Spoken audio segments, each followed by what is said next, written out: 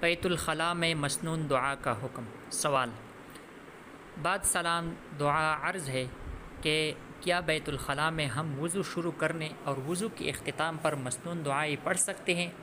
اور وہاں آئینہ بھی لگا ہے تو کیا ہم آئینہ دیکھنے کے وقت کی مسنون دعا پڑھ سکتے ہیں جبکہ بیت الخلاء ایک نجاست والی جگہ ہے؟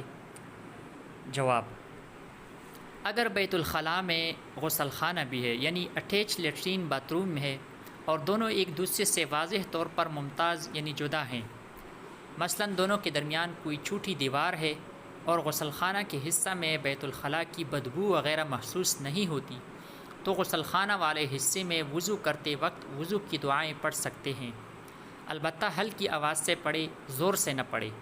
اسی طرح اگر آئینہ غسل خانے کے حصہ میں ہے تو آئینہ دیکھتے وقت آئینہ کی دعا بھی پڑھ سکتے ہیں۔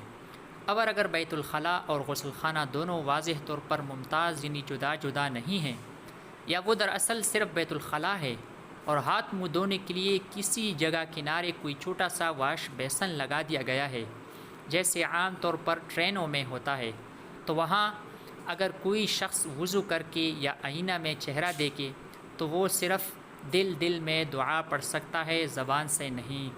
واللہ تعالی اعلم۔ دارالفتاء دارالعلوم دیوبند۔ محترم ناظرین، اگر آپ کے ذہن میں بھی کوئی سوال ہو تو آپ بھی پوچھ سکتے ہیں۔